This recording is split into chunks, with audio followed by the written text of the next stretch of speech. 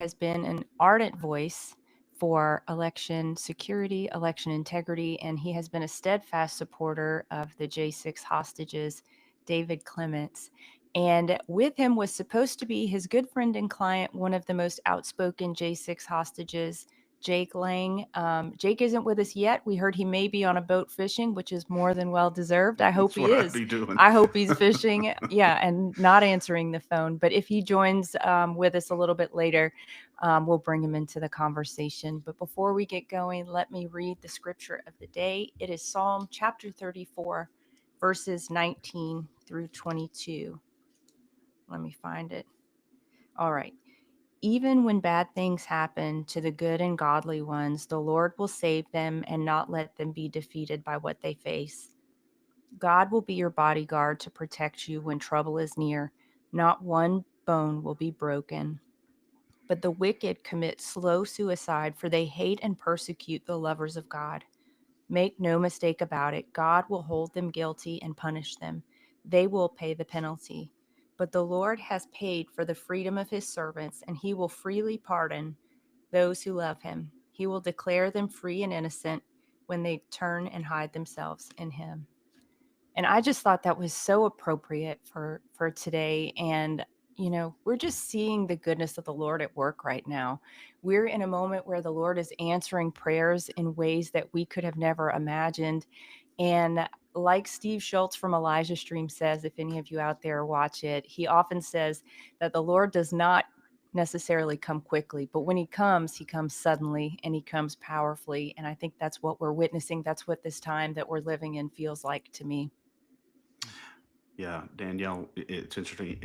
You know, and 1,500 J6 defendants have, in fact, been declared free and innocent by the grace of Almighty God and by the great, tenacious work of our guest, David Clements, who was the lawyer for one of the longest standing J6 defendants, Jake Lang, as you mentioned a few moments ago.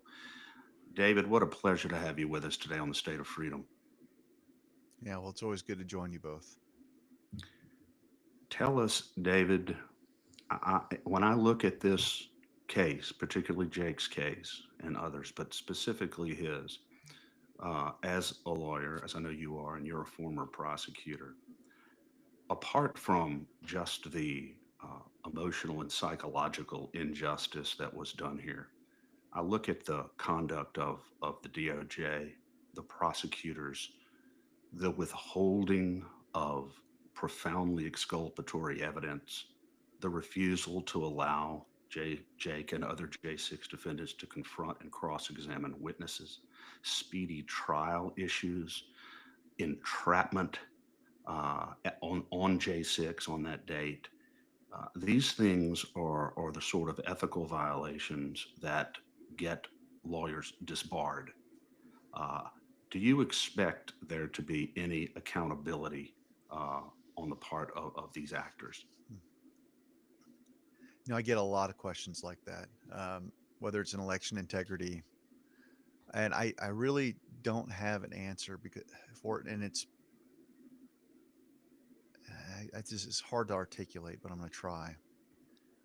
I don't care about any of the different outcomes. I just all I can control is the obligation that I have to perform a duty with whatever I have at my disposal, whether it's a small platform, whether it's entering into a case. And so what I've done is I've tried to speculate only to the degree that people really need the encouragement or the hope. But it's also something that I think um, it it diminishes, I think, the faith that's required to see this through, if that makes sense. We're told to live by faith. And so all I can tell you is I don't know. What I know is that what I've seen is corruption. What I've seen is everything that you just described. What I've not seen is a form of government that's in line with a kingdom mentality, something where righteousness is indwelling into the hearts of the judges, into the prosecutors. Now, do I have hope that we're going to overcome this? Of course, I wouldn't do what I'm doing if I didn't have that hope. But I think there's a category of warrior in this movement that sets their face like flint. And if a million people told me there was no hope, that would not alleviate my responsibility to use what I've got to tell the truth and to advocate. And so that's kind of the where I operate from, because if to think in terms of just how disgusting the swamp has acted, it's so overwhelming that I don't know how people would get out of bed. If you truly can comprehend what we're up against, you wouldn't get out of bed to get in this Yeah. fight to begin with. So yeah, my faith tells me that God is a God of justice. He's a God of truth, and truth is like it's like a law of physics. At some point, it's going to be made known, and the question is, do you want to take the side of the truth? And when it is fully revealed, do you want to be standing right there beside it? And that's my choice. And so I'm encouraged because we're seeing people like Pete Hegseth get in by, you know, one vote, JD Vance. I'm encouraged because Trump actually did a blanket pardon. A lot of us were worried that he wasn't going to do that. And now we're kind of doing cleanup on aisle three with those that were commuted that didn't get full relief. We're talking about people like Stuart Rhodes, Yeah. who they were trying to place conditions of release only to reoffend him and rearrest him. That hasn't happened to Stewart, but it's happened to a few other J6ers that have been released. And so the same Marxist leftist group known as sedition hunters that was going out and snitching and reporting on J6ers throughout the country has refashioned a new purpose for themselves to follow the J6ers that have been pardoned to once again snitch, have them rearrested. Or you've got the category of people that were pardoned, but they had outstanding state charges that were unrelated to J6. And in some respects, they were related to J6, and we can unpack that in a bit. Um, where there is manifest injustice that's happening there. So, like, if you're just seeing with eyes in the natural, it's hard to see that this was actually solved. I mean, thank God that Trump had the courage to do what he did. But when I see the girlfriend of Jeremy Brown show up to the DC prison in high hopes that he would be immediately released, consistent with the language of the pardon, only to be transported to one of the worst facilities in the country in Kentucky and have to, you know, travel 1,000 miles to go over there. And you find out the conditions there are even worse than they were in the DC gulag. There's 16 Gosh. inmates crowded in a cell. There's not enough beds for the inmates, and he's on a floor mat. And apparently, the hold is related to um, the FBI finding a grenade in which they planted. They've already done forensics. This was widely reported upon by Truth and Media, Ben Swan, I think Laura Logan. No DNA, nothing to tie Jeremy to the grain other than the fact that he didn't play ball in the months leading up to the J6 false flag. And he's another one of these hostages that hasn't been released yet. So if I focus with too much granularity on the J6ers that still have not been released, um, it's hard to have a lot of hope because you're still seeing this injustice. But at the same time, as you mentioned at the top of the show, Jake Lang, for the first time in 4 years, is deep sea fishing right now. So there's much to celebrate. But many, Yeah. many people that are in this line of work the way we kind of just look at the worst of the worst and we keep pursuing that. So Jeremy can go on a fishing trip soon. That's what we Yeah. do. Well, the reason, David, that I asked about accountability is that I don't see how the obviously I know the J6 defendants who are released are overjoyed that they're out of jail, but it doesn't take away the profound injustice that was done to them. Your client Jake spent what, over 4 years in prison, which, according to something you said on a YouTube video that I watched, is 3 or 4 times the maximum sentence that he could have served for assault on a peace officer or something along those lines.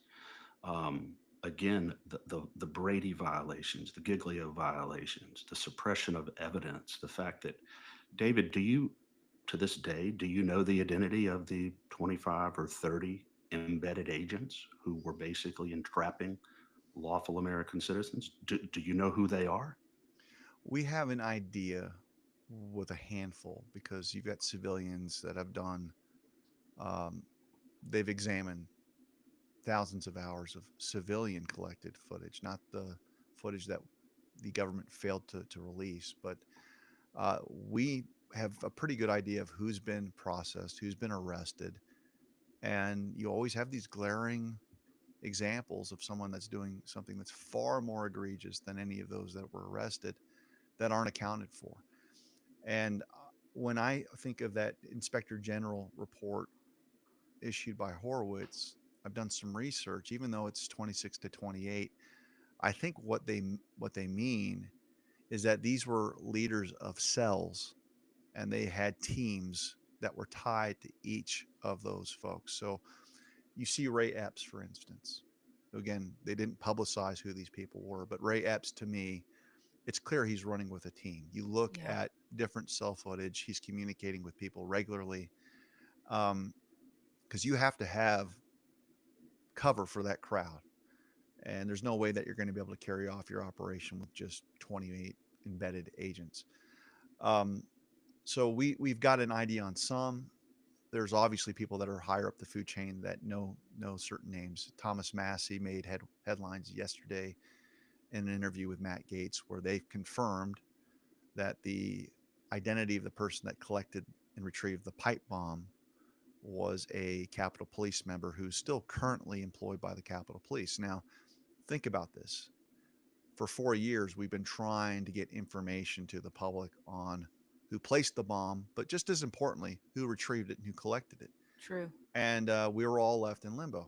Come to find out that the Capitol Police knew this the entire time. Now, the reason why this is important, if you're standing trial and the circumstances for some of the sentences, they do this raindrop theory where, and it completely violates due process, that the actions of the J6ers weren't being scrutinized as individual defendants. They were being punished for the collective actions of many people, people that they didn't even know. And in many respects, they would use examples like, well, there was a bomb, there was a threat to Kamala Harris, and you have to figure out where people were or where Mike Pence was standing. And in the absence of having any details that you could pursue, they were throwing the book at people for 18, 19, 20-year sentences. And you come to learn that you knew who the identity was. I mean, even if that person didn't take the stand, the attorneys should be able to interview them and get information to defend their client, because that's the kind of information that, outside of the record being developed in trial, the judges would routinely cite things like that as the basis for a sentence that was usually beyond the pale, because of the threat to our country, because of the Without threat. tying it, David, without tying it to a specific defendant? Yeah. And we Yes, heard this with Nandan Kankaramoth, who was one of the J6, another J6 attorney. He said that they would basically tie these people in and say, well, you were part of a mob and your behavior as part of the mob. Well, they didn't look. We're so big. We have been so big. I'm not saying we're so big anymore on personal identity. These people didn't identify as being part of the mob. They they were not do, Right. Well partaking said. in any mob like behavior, but they get drawn in and prosecuted as if they were tearing down structures and setting things on fire. And exactly. David, Exactly. So do you think that this? We just recently saw the Patriot Front come back into the narrative. You know, just a couple days ago at the inauguration, there were all these clowns dressed with the face mask and all this, which we know that truly patriotic people who have a brain are not wearing stupid face masks, because we would have already been arrested for that nonsense. Do you think that those Patriot Front guys are somehow connected in with these FBI cells? I do. I mean, there's been attempts to figure out who the identity of those folks are. They've been demasked in certain confrontations. Um, they show up to these places um, in the back of U-Haul trucks.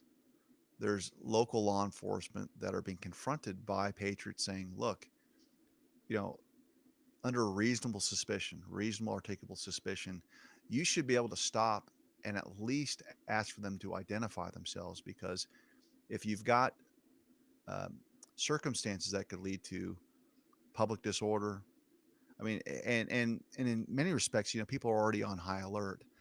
Um, so I don't know where the line is, because I'm a pretty ardent constitutionalist on I don't have to tell you anything unless you can identify a crime. But when you've got people that are standing, get this, in the back of a truck, that's a violation of most garden variety traffic laws, that you can't transport yourself across a city or a highway standing in the back of a truck. I mean, can we just concede that point, right? And Right. so as soon as that thing opens and you've got law enforcement seeing 10, 20 people that aren't being secured by a seatbelt, that aren't sitting coming out of the truck, you've got reasonable suspicion to say, okay, identify yourself. That never happened. I mean, so that's something that I would get cited. Imagine having, like, transporting your family out for breakfast, and you just decide to put them in the back of your pickup truck and they can kind of surf on top. Right. It's that silly. You'd get a citation in a heartbeat. You'd have to hand in Potentially your arrested if you insurance. were dealing with minors. Yes, and provide your license, your insurance. None of this is happening with Patriot Front.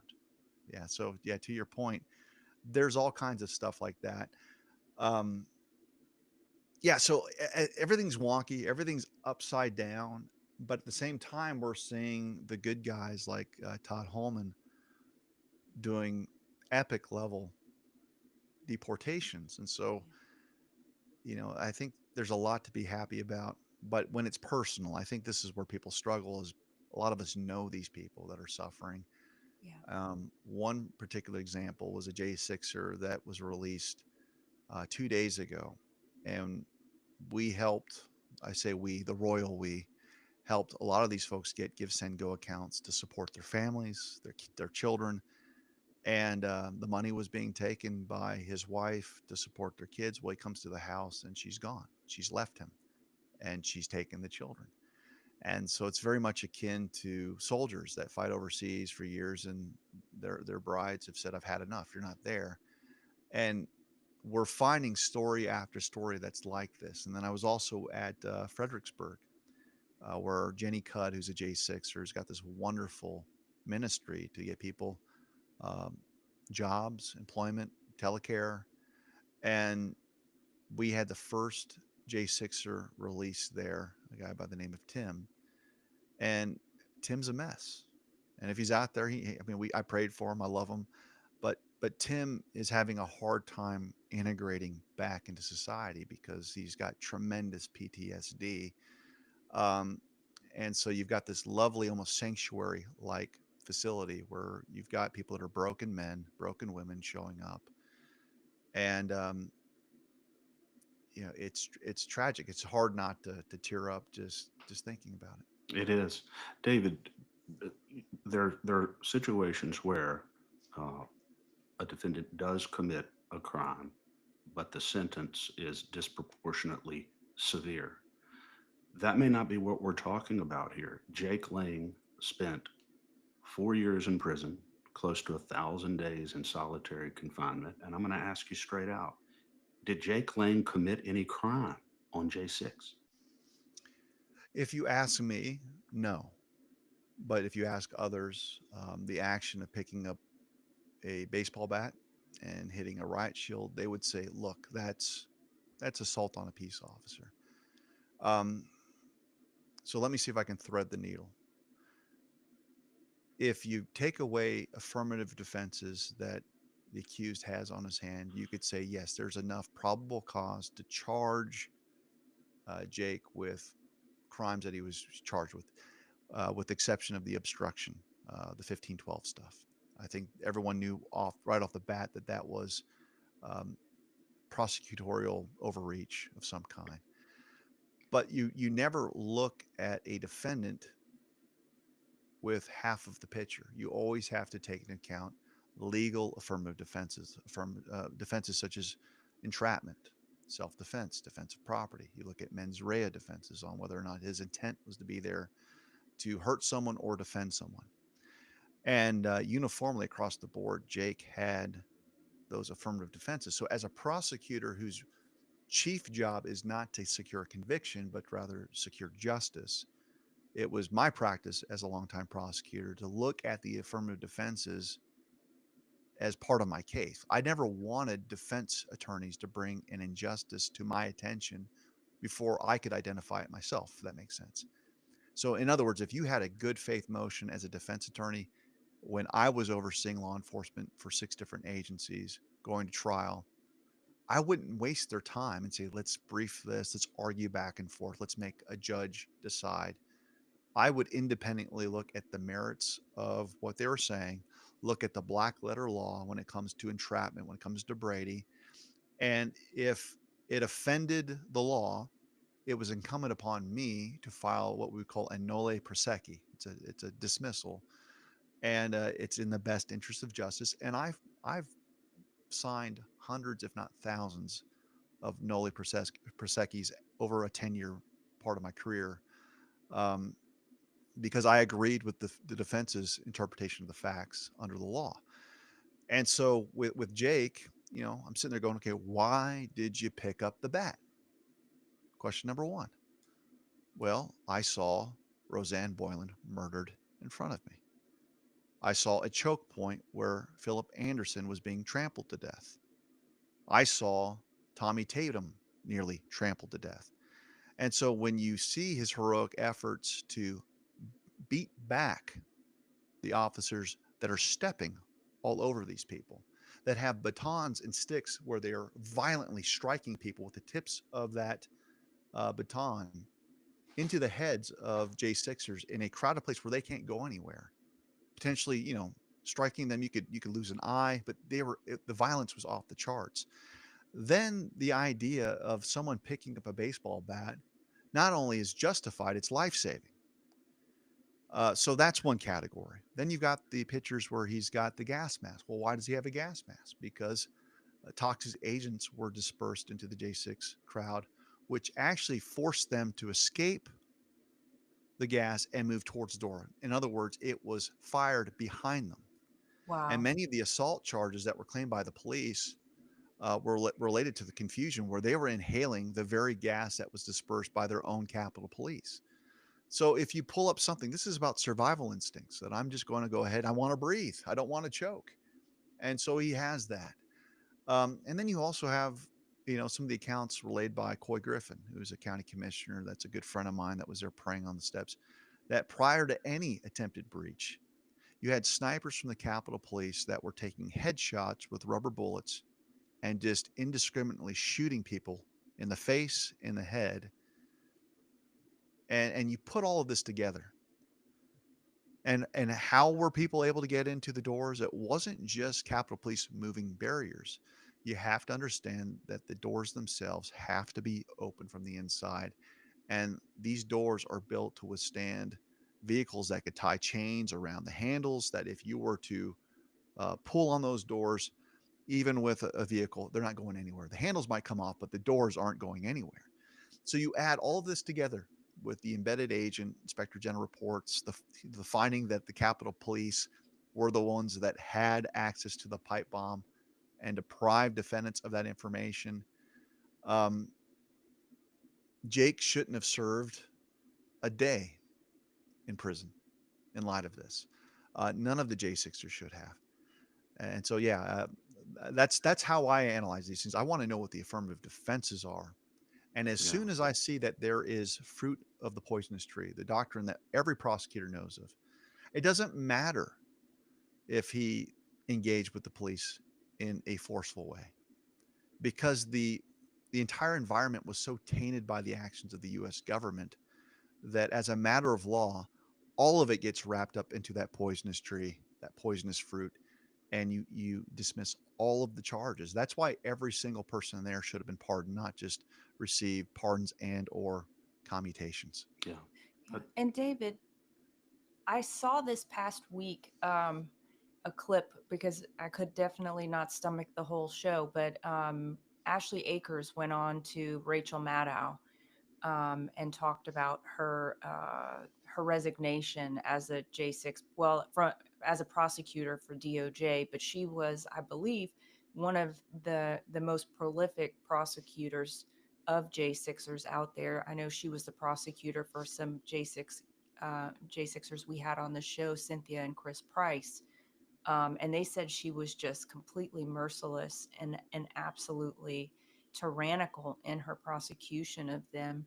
Do you have any insight on her resignation, or any thoughts on whether that's a trend we're going to start seeing, these J6 prosecutors just start fleeing the scene?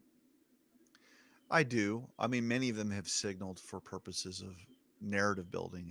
It's not unusual to see someone like that on Rachel Maddow's show, and you have to look for the larger narrative, which is what Trump is so lawless that his first thing to do is to undermine all of our hard work for 4 years, and as a result, this is not the Department of Justice that I know. So you could see kind of that. Sure. Yeah. Same thing with Matthew Graves, who was one of the lead DOJ folks, and he's under investigation now. So I fully expect that we're going to see more resignations. And if Trump is true to his word that every one of these folks, including the Unselect Committee, will be investigated, um, but it's got to lead to charges and it's got to lead to some type of penalty, or the American people aren't going to be able to heal. So um, I hope so. And but a lot of us are kind of just gun shy on whether or not we truly, I'm very cynical at this point. It's not to say that I don't want to see figuratively heads on pikes, but I do. um, I remember being a prosecutor and having folks that were found guilty of murder, and when people are in prison for life, they got a lot of time on their hands, and it's not unusual for them to write letters claiming prosecutorial misconduct of whoever the trial attorneys were. And so you'd have a lot of jail letters to the bar saying David Clements is evil, and that comes with the territory. But anytime something like that was lodged against me, there would be due process. I'd have to be interviewed. We'd have to discuss it, and there'd have to be a finding. So I remember taking that very, very seriously. And one case in particular, I had challenged for legal appeals that went all the way to the state Supreme Court, and our conduct was affirmed. I mean, we did things by the book, but that doesn't stop people from accusing. And I think that's a healthy part of the system. So I'm sitting there going, there was a time where I was worried about the impact of a lie being said about me in cases that I handled by the book. Um, what happened to that feeling, and why is it that these prosecutors that are willfully violating the law, that have in fact violated the constitutional rights, were complicit, probably have internal memorandums that would show their guilt? If we can't have a disbarment, or someone losing their license, or even better, being prosecuted and thrown in jail themselves, what good are these rules? Yeah. Yeah. David, what did Jake have a trial? He had several that were scheduled, um, but the problem was that they never provided him with discovery, Okay. or a full So he's sitting discovery. in jail. They're Mhm. withholding evidence to which he's clearly entitled for 4 years.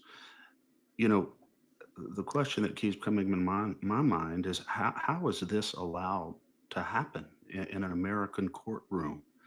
At some point, doesn't a prosecutor or a judge say, look, the man's been sitting in jail for 3 years, three and a half, 4 years? What about his speedy trial rights?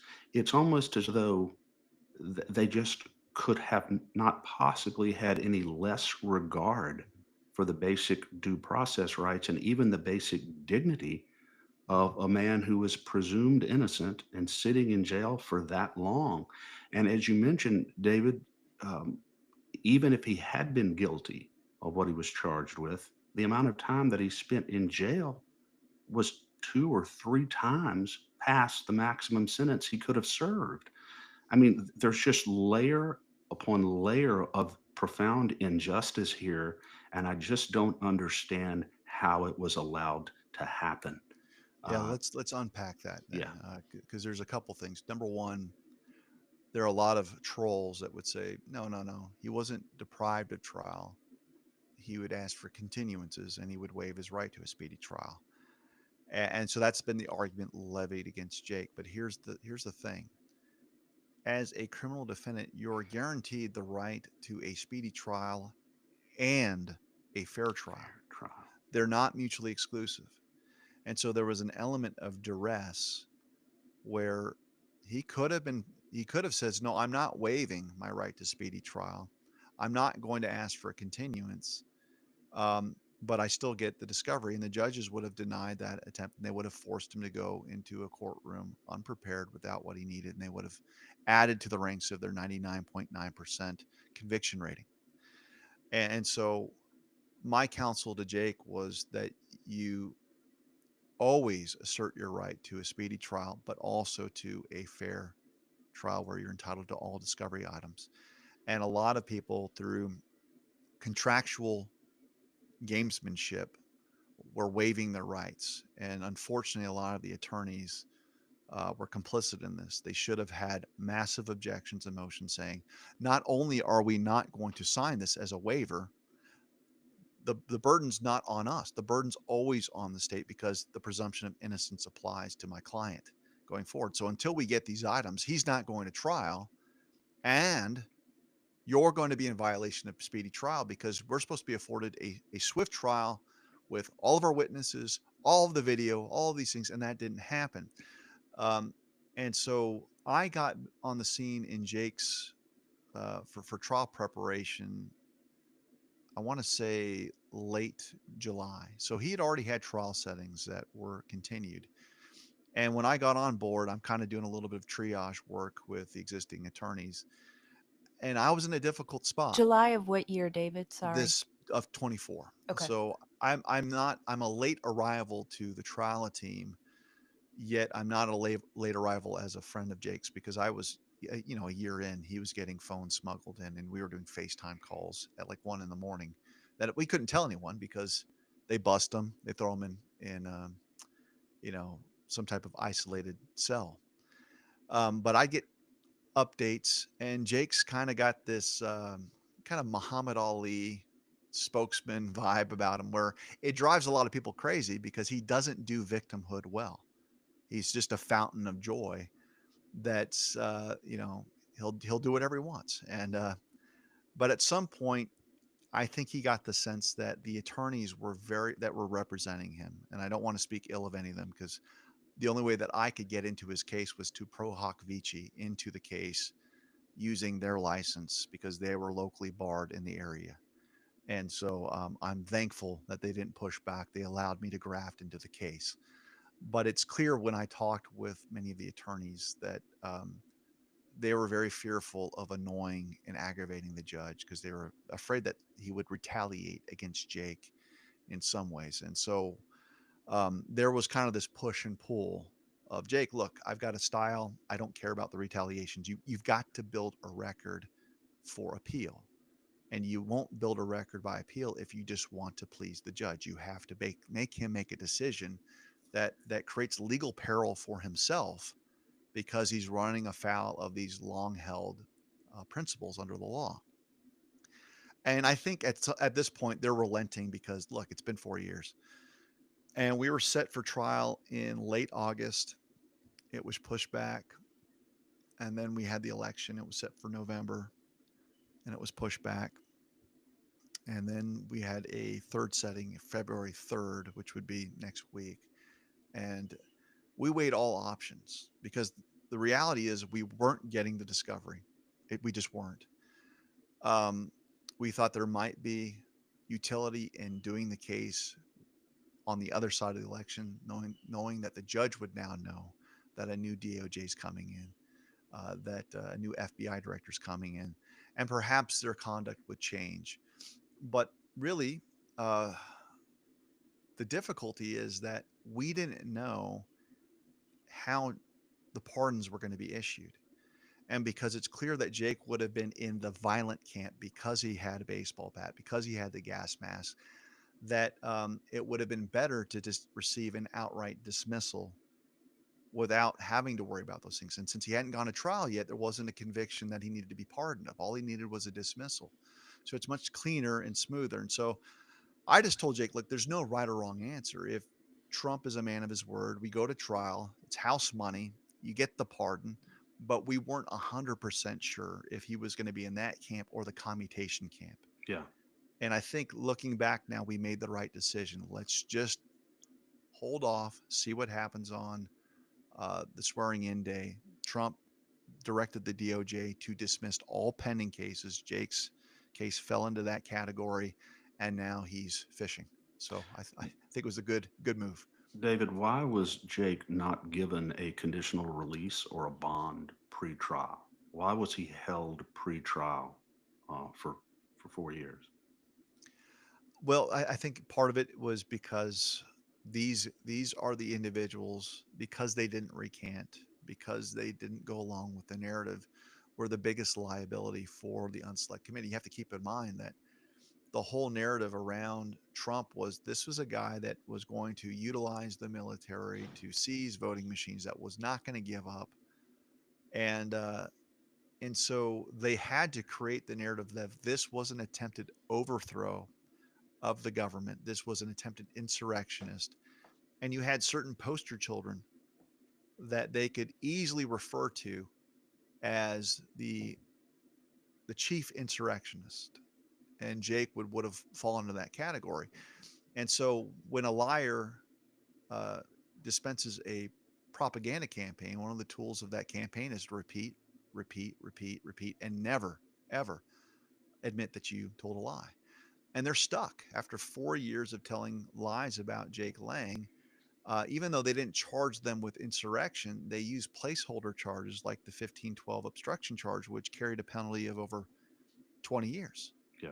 And so they had the ability, in theory, to hold him um, and have the argument. Well, wait a minute. I know it's been 4 years, but this guy, by our math, if we run these charges consecutively, could be in for the next 40 to 50 years. But David, but don't they have to consider, since he's presumed innocent, don't they have to consider whether or not he's a flight risk, whether or not he's an ongoing danger to others? Uh, He was a narrative danger to others.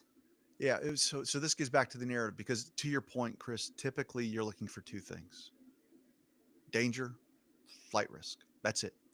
And the way that you establish danger is usually there's got to be a list of crimes, and not just any crimes, violent crimes.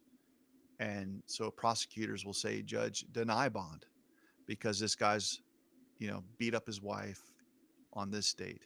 He stole and had a violent robbery conviction on this date. And you go down the list. And I've done that many times when I've argued that a judge deny bond. Or flight risk. There was a bench warrant that was issued on this date. He didn't appear. There's a bench warrant.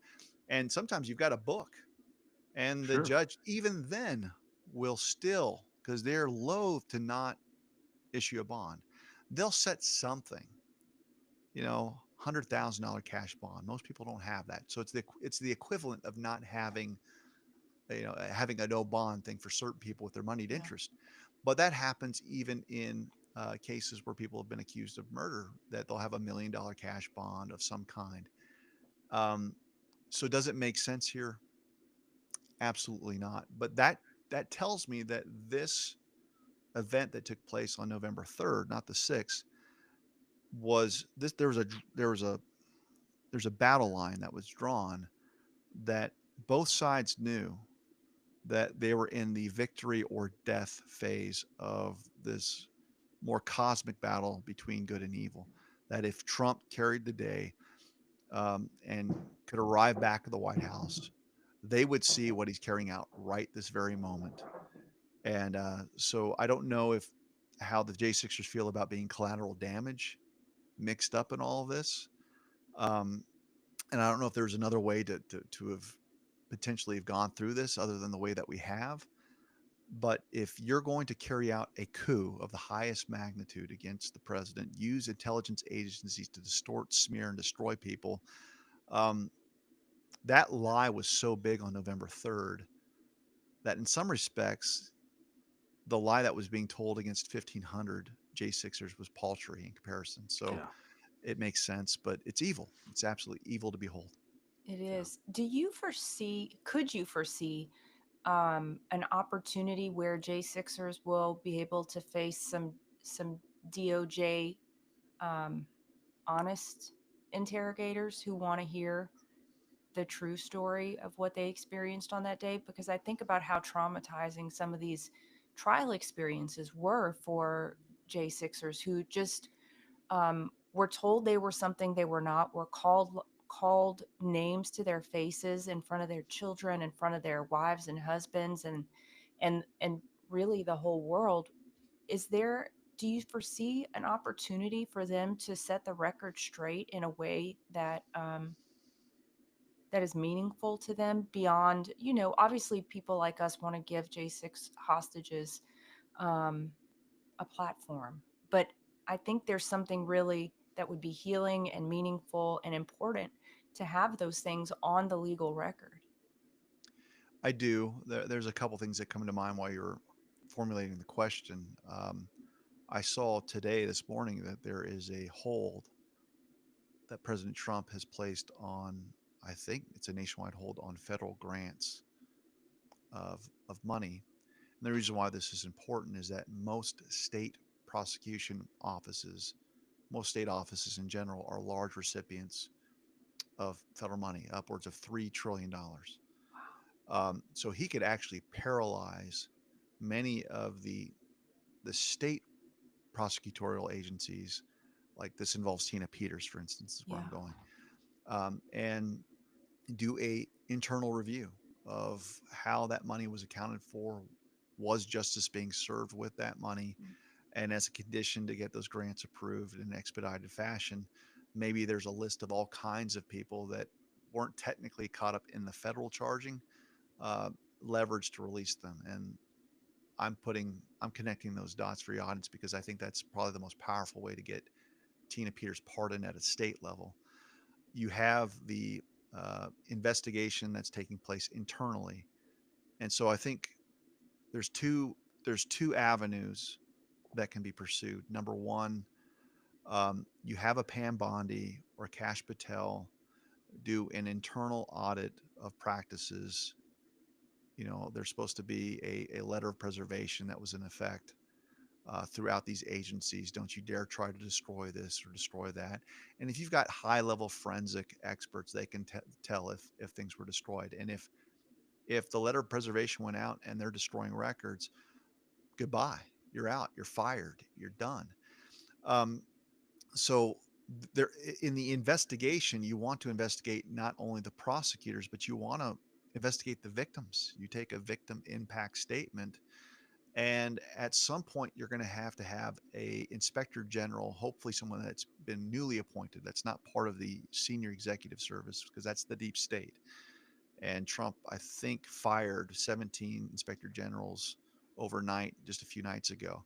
Replace them with MAGA, America First inspector generals, compile your report, and then you provide testimony to Congress, and they can make certain decisions to restore the J6ers. You can platform them. I met with Congressman Barry Loudermilk about being someone that would be willing to testify to Congress on a legal standpoint of the disparate treatment for the J6ers and to get their stories. They should be able to have a pulpit describing in front of Congress for them to make congressional findings on the record that could either be fed into potential legislation that protects them as a protected class. So if you've got employers that buy the lying narrative but won't give them a job, if you're going to protect gender and sex discrimination, why not protect hostages that should be restored in the employment market? You've got certain avenues through lawsuits that they can be restored monetarily. I've mentioned my reluctance about that is that justice is directing resources from the wrong people to make them whole, because ultimately it comes from Yeah. the coffers of the taxpayer instead of the people that put them behind bars. In other words, Liz Cheney doesn't open her checkbook and cut a check to make restitution. It's going to be Danielle, Chris, myself as the taxpayer. And I'm okay with that as long as they get restored. But I think it'd be much wiser is if you had a investigation that was potentially set up as a RICO investigation, you've got the unselect committee as part of a criminal enterprise that concealed crimes. They concealed and destroyed evidence. They did not bring sworn testimony to the forefront, like the Capitol Police Chief, who was also begging for a National Guard presence. None of that was brought up because it didn't fit the narrative. Well, if you find out that there is a criminal organization that was um, going after these J6 prisoners and Trump, it allows you to do this thing called either criminal asset forfeiture or civil asset forfeiture. And I actually loathe civil asset forfeiture. People need to know I think it is unconstitutional. I think it's atrocious. But regardless, it's used against American citizens every day. And and what it allows you to do is take and seize assets, close down accounts, take bank account proceeds that are fruits of that criminal enterprise. And so you've got people like Nancy Pelosi that practice insider trading. Yeah. You got Liz Cheney, who's got a fortune of 20 to $30 million. The unselect committee alone, if you add up what their net worth is, would probably have hundreds of millions of dollars that could be put in a restitution fund. And that's what I like. I mean, so you can take it now. You don't have to wait for conviction. You actually can take it now, and upon a due process conviction, the money's already ready to go to be dispersed to the 1,500 plus Yeah. J6ers. David, is there any doubt in your mind that the conduct of the select committee, the members of it, warrants that type of asset forfeiture? In other words, they need to feel retributive justice personally because of their conduct. There's no doubt in my mind, um, but it's going to take a great deal of political courage for people to do the right thing. Um, it reminds me of the discussion that I had with my mentor over election fraud. This is a guy that I tried many murder cases with. He turned me into an instrument of justice. And anytime I thought that we didn't have a case, he was the one that's like, "Hey, grow a pair. We can do this." And it was odd when I compiled all of my research on election fraud as a civilian, I brought it to his attention, and I wanted to like tell him, "What are you doing? You're doing this low level stuff. We're trying to save the country. Grow a pair." And even the sheriff that I was trying to get warrants to secure tabulation machines for examination because illegality had occurred in my backyard. Both these gentlemen that I had a great deal of respect kind of looked at me like, "Dave, what do you expect me to do?" The DHS, they have guns, they have badges, they've got resources we can only dream of. There's like, what do you expect of me? And I think there's an element of that right now that is starting to fade. But prior to Trump getting in, there was this element of like, how in the world can you go after the daughter of Dick Cheney? Because what I'm finding is research more about what the deep state really is. It's the senior executive services, the SES. This is the tier above your traditional government promotional structure. And these are the people that precede presidents taking office, and they're the ones that are there after they leave office. They're the ones that really run the government, and they run the front facing sociopathic politicians that are in front of cameras. And so unless you have a plan to neutralize them, you're not going to get the justice that you want. So this really isn't even about Liz Cheney. Really isn't about Jaime Raskin. It's not about Benny Thompson. It's about the power players that laugh at us and mock us and set up obstacles across the board. But I think Trump is doing his best to position people that will go to battle with them over the next 2 years, and it's essential. And if he's got the appetite for it, then I do have hope. Yeah. Yeah. And I think he does have the appetite for it. And one thing that's so obvious and beautiful about the way he's selecting his people is that he's selecting people who are articulate, look good on camera, and are not going to back down from a fight. I was so pleased to see how strong Pete Hegseth was. I was really, I mean, frankly, surprised to see how strong Marco Rubio has been so far. And I hope we're just going to see more and more of that. I saw a clip yesterday of Stephen Miller correcting the media on their framing of their question to him about why ICE was going into elementary schools. I think that this they're pushing back and they're not accepting the premise, and that's something that has been missing on the side of truth, on the side of right for so long. Yeah. Speaking of which, David, do you know or have any idea what Cash Patel's perspective is on all of this, or Pam Bondi's perspective on all of this as they view what has happened here? I can speculate alongside yourselves. Like, I mean, I think because I get on camera every once in a while, people might think that I have like some insights I wish I knew, but I can tell you just from the peanut gallery that of all of the nominees that Trump has um, nominated, Kash Patel is by far the one that's the most dangerous to the deep state based on what he has disclosed. And so you can look back at his interviews and say, this guy knows what's going on. And he is speaking into the heart of MAGA and the concerns that you have, that I have, and has done the best job of fleshing out how he would go about bringing about accountability. And so you have to wonder about all the other nominees because they don't have that track record. You kind of have to trust that the commander in chief has done proper vetting. And so I guess my confusion or puzzlement on a lot of the nominees are they're great. They're great if you just look at how they've conducted themselves after President Trump was nominated. But every swamp creature will reinvent themselves Yeah. and try to suck up Absolutely. to the boss and get back into the good graces. And I'd count Rubio in that. I'd count Yeah. Kristi Noem in that. Kristi Noem, from the outside, a lot of folks just they love her because she's in a conservative state, but there's a conservative base there that kind of reins her in. But what do all of those folks, other than Cash, have in common? None of them would say out loud that 2020 was rigged and stolen. None of them had any efforts at the statewide level to demand accountability, to restore and get Trump back into office and reinstated when there was a chance to do so. And most of them held out on the sidelines until the nomination was secured. So they weren't endorsing Trump when DeSantis's hat was thrown into the ring, when Nikki Haley was in there. It wasn't until after he was nominated. And then you Yeah. see kind of Tulsi Gabbard, RFK Jr., a lot of folks that I actually like aspects of what they stand for. And so so I look at the confirmation votes and the proceedings. It's like Hegseth barely got in.